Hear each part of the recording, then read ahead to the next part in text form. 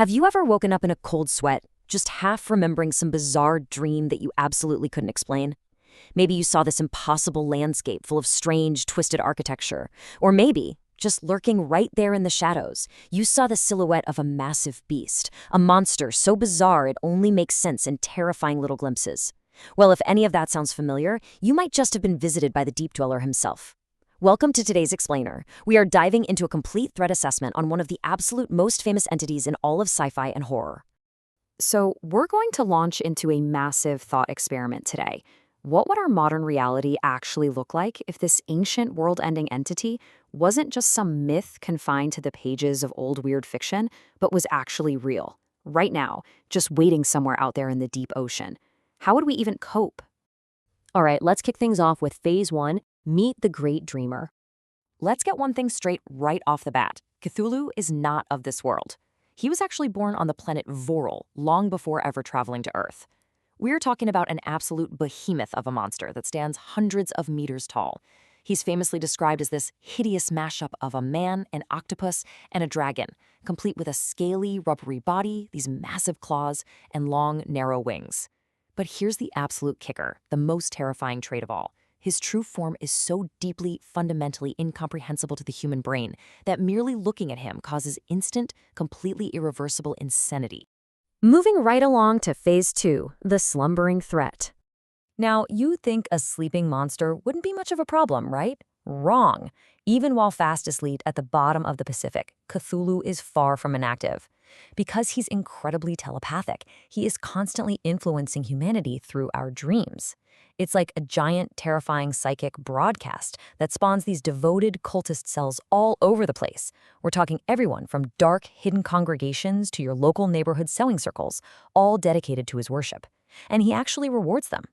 Cult leaders often draw on these dark, arcane powers to extend their lives, getting this twisted sort of immortality. But it's definitely not just humans. Near coastal places like Innsmouth, we'd see the emergence of deep ones, these monstrous, immortal, aquatic humanoids that actually come ashore to mate with humans, creating a terrifying hybrid population of deeply devoted followers. You might have actually heard this infamous chant used by his followers around the globe.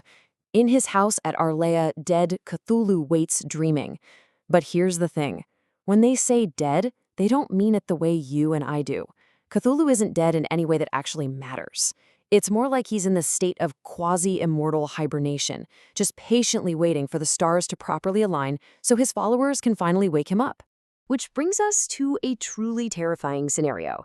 Phase 3, Cataclysmic Global Awakening.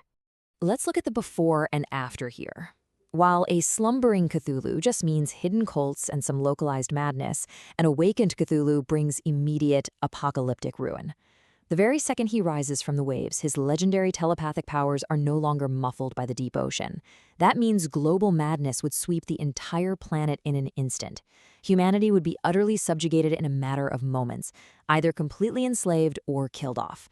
Plus, the Earth would just be completely overrun by his shape-shifting star-spawn foot soldiers. Naturally, human governments wouldn't just roll over and give up. We definitely have some sort of defense plan. But spoiler alert, it's entirely futile. Step 1, we identify him rising out there in the South Pacific. Step 2, in a sheer, utter panic to stop this spreading wave of madness, world leaders might resort to extreme, horrific measures. We're talking about things like launching nuclear weapons at the entire region, potentially even nuking New Zealand just to make sure they catch him in the blast radius. But step 3 is where humanity completely loses, because it wouldn't work at all. Even if a nuclear blast literally cuts him in half, Cthulhu's alien biology simply regenerates. We would literally destroy ourselves trying to give him a scratch. So how tough is he really? Let's get into Phase 4, Cosmic Monster Matchups. First up on the roster in our Earthbound matchups is Siren Head, standing 40 feet tall and fully capable of mimicking the voices of loved ones to totally mess with its prey's head. But come on, against a god-level shapeshifter who literally embodies madness itself, Cthulhu wins that fight 99% of the time. Next up is the Titanoboa, a massive 42-foot prehistoric snake weighing in at 2,500 pounds. While that is absolutely terrifying to us, Cthulhu has wings. He can just effortlessly fly right out of reach and uses mind control to drive the giant snake so totally insane that it literally squeezes itself to death. All right, time to look at the heavyweights. Cthulhu versus Jormungandr, the legendary Norse world serpent. Honestly, this one is a toss-up. The snake is massively larger, wrapping around the entire world and highly venomous. But Cthulhu might just be able to psychically trick it into swallowing itself. But then, we have Shin Godzilla. And this matchup brilliantly illustrates a key point. Godzilla is 118 meters tall, pumps an insane 530,000 gallons of blood, and shoots highly concentrated atomic breath. Godzilla would absolutely win the physical brawl, hands down. He'd shred Cthulhu to pieces. But remember, Cthulhu is immortal.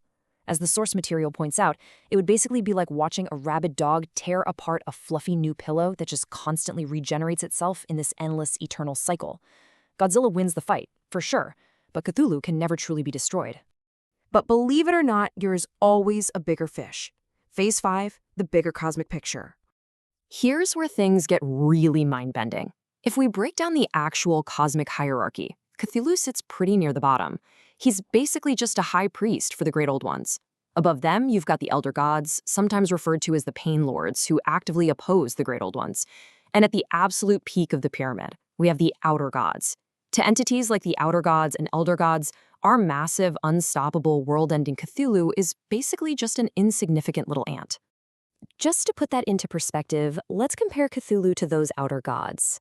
Cthulhu is ultimately bound to Earth, he relies heavily on his cults, and mostly just wants to conquer our little blue planet. But the Outer Gods? You've got guys like Nyarlathotep, a shape-shifting messenger who just casually walks among us in human form and could easily incite World War III against Cthulhu's cults purely for his own twisted entertainment. And then there's Yog-Sothoth, who doesn't even bother obeying our laws of physics. Yog-Sothoth exists completely outside of our reality and time, meaning he knows every single move Cthulhu would make before he even makes it. If they ever actually fought, Cthulhu would lose instantly. Now, there is one tiny silver lining to all of this cosmic doom and gloom, but honestly, it comes with a massive catch. If Cthulhu or an outer god were to wake up today and start tearing our reality apart, it might actually trigger the awakening of an elder god to come fight them. They've gone to war to keep the universe balanced in the past, but don't expect a superhero landing here. While they fight the Great Old Ones, the Elder Gods are completely and utterly indifferent to humanity. They wouldn't go out of their way to hurt us, sure, but they certainly wouldn't lift a finger to protect us either. We would just be absolute collateral damage in a war between cosmic titans. And that brings us to the end of today's explainer, leaving us with one deeply, deeply unsettling final question. If the stars finally aligned, if the deep oceans started to boil, and the ultimate cosmic horror finally awoke to reclaim the Earth, what would you do? Faced with impossible, world-ending madness, would you try to run and hide, knowing full well there is nowhere left to go? Or would you just surrender to the inevitable and join the chanting? Thanks so much for joining us on this threat assessment, and hey, keep your eyes on the horizon.